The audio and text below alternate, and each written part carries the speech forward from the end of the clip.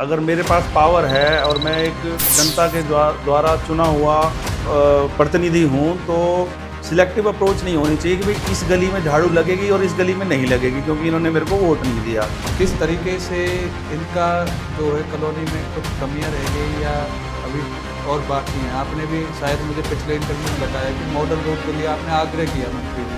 पलवल की new colony में साफ़ सफाई को लेकर भी कहीं कह रहे थे आपके ही पास जो ये वार्ड के कि कमियां तो हैं, खुद उन्होंने माना कमियां हैं। सफाई के अलावा भी बहुत सारे काम ऐसे हैं जो मेरे ख्याल से जनप्रतिनिधि को करने चाहिए। पलवल में एक ऐसे मुकाम पर ला खड़ा किया है कि आपके शहर का भरोसेमंद ऑटोमोबाइल डेस्टिनेशन 36 टोयोटा पलवल। यहाँ आपको मिलती है बेहतरीन सर्विस, फ्री व्हीकल चेकअप, शनिवार और रविवार को आसान फाइनेंस की सुविधाएं और CST ग्राहकों के लिए खास डिस्काउंट। तो देर किस बात की है, आज ही विजिट कीजिए 36 Toyota Palwal, main Mathura road. नमस्ते पलवल, मैं अजय चौहान। आप देख रहे हैं संस्कृति न्यूज़। हमारे साथ पलवल की न्यू कॉलोनी से एक ऐसी शख्सियत मौजूद है जो हिंदुत्व की विचारधारा है, जो अपने कॉलोनी वासियों और अपने समाज के लिए समर्पित है। भाजपा में फिलहाल शक्ति केंद्र के रूप में वर्क कर रहे हैं और किस तरीके से न्यू कॉलोनी को एक बेहतर कॉलोनी बनाना है वो भी फोकस में है, क्योंकि भाजपा को 15 साल की राजनीति का अवसर पलवल के लोगों ने भी दिया है, जिसमें मंत्री गौरव गौतम को अभी 2 साल पहले इसका अवसर मिला।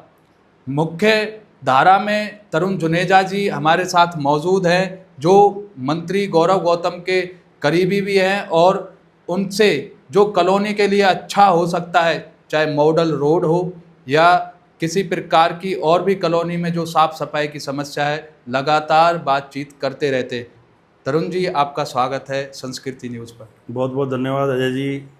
आपने सेकंड टाइम मौका दिया आपके न्यूज़ चैनल पे आने का। तो सबसे पहले तो मैं अपने छोटे भाई गौरव गौतम जी को जन्मदिन की शुभकामनाएं देना चाहूँगा। और इतना भव्य रोज़गार मेला जो उन्होंने आयोजित किया, मेरे ख्याल से पलवल के इतिहास में पहली बार इतना बड़ा रोज़गार मेला किसी नेता ने आयोजित किया है। और यहाँ के लोगों को मुझे पूरा विश्वास है इसका बहुत बहुत फ़ायदा मिलेगा और हमारे युवाओं को बहुत ज़बरदस्त इसमें अपॉर्चुनिटीज़ मिलेंगी। जी, आप काफ़ी टाइम से मैं देख रहा हूँ सामाजिक कार्यों में जुटे हुए। आप अपने बारे में थोड़ा सा बताइए सर, किस तरीके से जो है वर्क करते हैं और किस तरीके से इस राजनीति में जुड़े? देखिए, पहले तो मैं अपने बारे में थोड़ा सा लोगों को बताना चाहूँगा। मेरा जीवन बहुत संघर्षपूर्ण रहा है और मैं मेवात से बिलोंग करता हूँ। मतलब मेरा जन्म स्थान मेवात में है, पिनंगवा, वहाँ का हूँ मैं। मेरे को पलवल में रहते हुए लगभग 13 साल हो गए हैं और मेरा जीवन संघर्षपूर्ण ऐसे रहा है कि मेरे माता पिता जी बहुत जल्दी मुझे छोड़ के चले गए थे। तो मैंने 2500 रुपये से नौकरी शुरू करी थी और मैंने लोगों से मार्केटिंग में और बहुत सारी फील्ड में जॉब करी है। पहले 12 साल मैंने जॉब करी, 8 साल के लगभग मैंने बिज़नेस किया और 4 साल 4.5 साल मेरे को पलवल में प्रॉपर्टी का काम करते हुए हो गए हैं। मतलब मैं इतना संघर्षपूर्ण जीवन से गुजरा हूँ और इस पूरे संघर्ष में मेरी घरवाली ने मेरा साथ दिया है और मेरे बड़े भाई और मेरी भाभी ने भी मेरा साथ दिया है। और मैं न्यू कॉलोनी में वार्ड नंबर 13 में पिछले 13 सालों से रह रहा हूँ। मेरी 2 बेटी हैं। अब आगे का जीवन ऊपर वाले से यही कामना करते हैं कि अच्छा बीते और समाज सेवा के लिए प्रेरित रहेंगे हमेशा। जी सर, जो आपने फैमिली के बारे में बताया, आपने एक फैमिली समाज में भी तैयार कर ली है। मैं देखता हूँ कि कहीं ब्लड कैंप लगाना हो या OPD फ्री कराना हो, ये सारी चीज़ें एक फैमिली का जुड़ाव आपने समाज से भी बना लिया है। देखिए, ये सब चीज़ व्यवहार से होती है। जब आपका मिलनसार व्यवहार है और आप हमेशा लोगों के प्रति प्रेरित रहते हैं तो अपने आप लोग जुड़ते भी हैं। आप एक सिंगल कॉल पे उनको रिवर्ट भी करते हो और उनका मिलने का तरीका बहुत अच्छा रहता है तो हमारा भी बढ़ चढ़ के उनके लिए सहयोग रहता है। जी, जैसे आपने बताया कि एक मिलनसार व्यवहार कितना ज़रूरी होता है राजनीति में, मिलना जुलना और लोगों की बातें सुनना। देखिए किसी को अगर आप परेशान हैं और आपको कोई कॉल कर रहा है तो उसकी ये इच्छा होती है कि जिस आदमी को मैं कॉल कर रहा हूँ या जिसके पास मैं मिलने जा रहा हूँ किसी काम से, वो बड़ी उम्मीदें लेके आता है, बड़ी उम्मीदें से फ़ोन करता है, कोई परेशानी में ही किसी को याद करता है। और अगर ऊपर वाले ने आपको इतना सक्षम बनाया है, कोई भी हो, चाहे मैं हूँ या कोई भी हो, अगर आप इतना सक्षम हो कि किसी की मदद कर सकते हो किसी भी वे में, चाहे सामाजिक वे में, राजनीतिक वे में, या पैसे से या किसी भी चीज़ से, तो मेरे हिसाब से करनी चाहिए, क्योंकि जीवन बड़ा अनमोल है। और अगर इसको जीने का तरीका यही है कि आप दूसरों के काम आओ और अपने आप को लोगों के प्रति समर्पित रखो। जी, दूसरों के लिए आप इतना समर्पण रखते हैं, घर में लड़ाई नहीं होती भाभी जी से कि पूरे दिन समाज की और समाज के जो ये कॉल आते होंगे? देखो, बहुत अच्छा प्रश्न किया आपने। घर में आपकी अंडरस्टैंडिंग आपकी घरवाली से कैसी है, वो बहुत इम्पोर्टेंट हो जाता है। और कुछ होते हैं, मिसअंडरस्टैंडिंग भी हो जाती है, लेकिन अब रिश्ता ऐसा है, अगर आप प्यार से बात करोगे, स्माइल करोगे और कुछ गलती हो जाती है तो सॉरी भी कर दोगे, तो इसमें कोई मेरे ख्याल से बुराई नहीं है। दोनों तरफ से कोऑर्डिनेशन अच्छा होना चाहिए। टाइम की जो एडजस्टमेंट है, हाँ, हो जाती है, और करनी पड़ती है, टाइम निकालना पड़ता है, घर के लिए भी टाइम देना पड़ता है और समाज के लिए भी टाइम देना पड़ता है। जी सर, अब बात कर लें आपके वार्ड की। 4 साल का कार्यकाल आपकी ये सरकार रही, भाजपा की ही। यहाँ पार्षद रहे, पार्षद निर्दलीय जीत कर आए, जो अभी फ़िलहाल है शायद वहाँ। तो किस तरीके से इनका जो है कॉलोनी में कुछ कमियां रह गई या अभी और बाकी हैं? आपने भी शायद मुझे पिछले इंटरव्यू में बताया कि मॉडल रोड के लिए आपने आग्रह किया मंत्री जी से। नहीं, देखो, हमारा तो शुरू से मैंने आपको बताया, हम लोग सामाजिक लोग हैं और समाज की सेवा के लिए प्रेरित रहते हैं। और हमारे जो पार्षद साहब हैं अनिल गोसाई जी, वो भी अच्छा काम कर रहे हैं, लेकिन कुछ ना कुछ हमारे और उनके विचारधारा में थोड़ा सा डिफरेंस है। हमारी आइडियोलॉजी फिक्स है कि हम जहाँ स्टैंड करते हैं, जिसके साथ हैं, वो दिल से हैं। हमारा ये डामाडोल वाला हिसाब किताब नहीं है और हम दोनों हाथों में लड्डू लेके नहीं चलते। हमारा तो स्टैंड बिल्कुल क्लियर है जी, हम तो बीजेपी के कार्यकर्ता हैं, हमारे ब्लड में बीजेपी है और हम बीजेपी के लिए समर्पित हैं। जो लास्ट वोट भी अगर रहेगी ना, कहीं वोटिंग हो रही होगी और वहाँ तरुण कुमार की अगर वोट है, तो लास्ट वोट भी बीजेपी को ही जाएगी। ये हमारा क्लियर स्टैंड है और मेरे ख्याल से ऐसा होना भी चाहिए। हर आदमी का अपना स्टैंड होना चाहिए, या तो कांग्रेस या तो बीजेपी या कोई और पार्टी, स्टैंड होना चाहिए ज़रूर। दोनों हाथों में लड्डू नहीं होने चाहिए किसी के भी।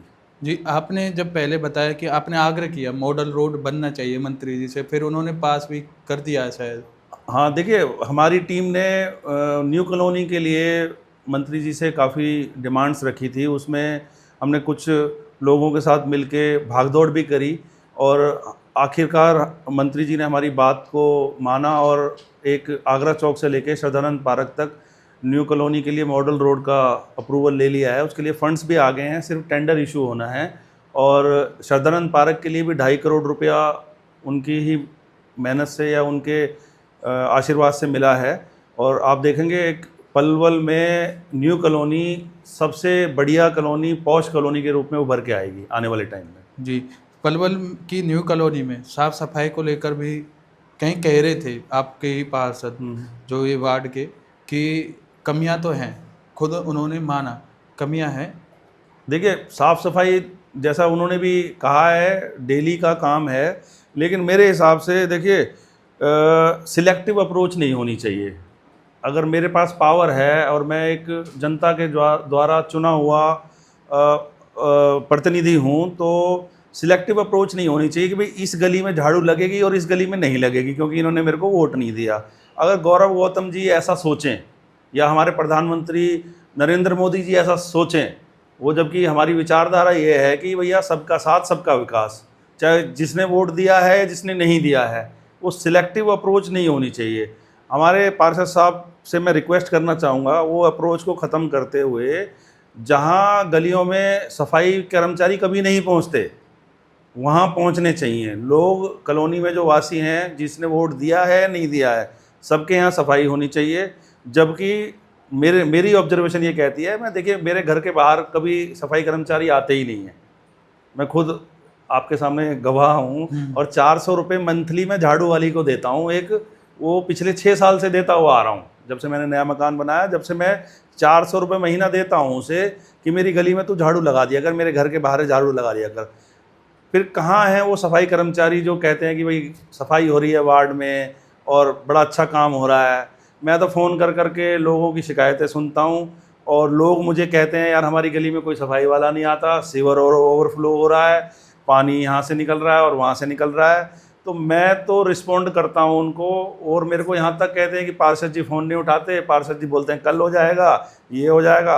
अब हम तो यही है कि जितना हमसे हो पाता है मंत्री जी के सहयोग से, हम पूरा का पूरा जन सेवा के लिए समर्पित हैं। आप मुझसे बात कर रहे थे कुछ कैंपेन भी आप सफाई के लिए अपनी वार्ड में लोगों के साथ चलाना चाहते हैं, ऐसा? हाँ, स्वच्छता अभियान और हमारा जो श्रद्धानंद पार्क वाली जो बेल्ट है, अभी हमने अतिक्रमण के लिए भी बहुत अच्छी ड्राइव चलाई थी। वो सारी एक्चुअली कमर्शियली कन्वर्ट होती जा रही है। और रोड पे ना जाम बहुत रहता है, न्यू कॉलोनी वासी परेशान होते हैं क्योंकि वो मेन रास्ता है वहाँ से आने के लिए। तो ये समय समय पर सफाई के अलावा भी बहुत सारे काम ऐसे हैं जो मेरे ख्याल से जनप्रतिनिधि को करने चाहिए, और वो हम लोग कर रहे हैं। अंत में क्या कहना चाहेंगे अपनी न्यू कॉलोनी की जनता को और पलवल के शहरवासियों को? देखिए, मैं इतना कहना चाहूँगा, जन सेवा के लिए तो हम समर्पित हैं ही, और हमारी विचारधारा और आइडियोलॉजी, हम तो नरेंद्र मोदी जी और अपनी भारतीय जनता पार्टी के लिए हमेशा तत्पर रहेंगे। जो जिम्मेवारी हमें दी जाएगी, जब भी समय आने पे या आज भी जो जिम्मेदारी दी है, हम उसे बिल्कुल तत्पर तरीके से सारे काम को साइड में रखते हुए निभाते हैं। जैसे अभी हमें एक छोटी सी जिम्मेदारी SIR की दी गई है, तो मेरे PWD के जो बूथ हैं और जो सरस्वती स्कूल के बूथ हैं, उनके BLOs के साथ मिलके हम लोग सत्यापन करवा रहे हैं। सभी वार्ड वासियों से मेरा अनुरोध है कि जिसके पास BLO नहीं पहुंच पा रहा है, या BLO का जो फॉर्म है आपका वोटर ID कार्ड का, वो जो नहीं पहुंच पा रहा है, वो आप जल्दी से जल्दी कलेक्ट करें और उसको फटाफट 2002 के डेटा से मिला के BLO को स्कैन करवा के अपलोड करवाएं। ये सुनिश्चित ज़रूर कर लें कि BLO ने वो अपलोड कर दिया है नहीं कर दिया है, क्योंकि ये वोट रहेगा तभी आप रहेंगे, देश रहेगा और लोकतंत्र रहेगा।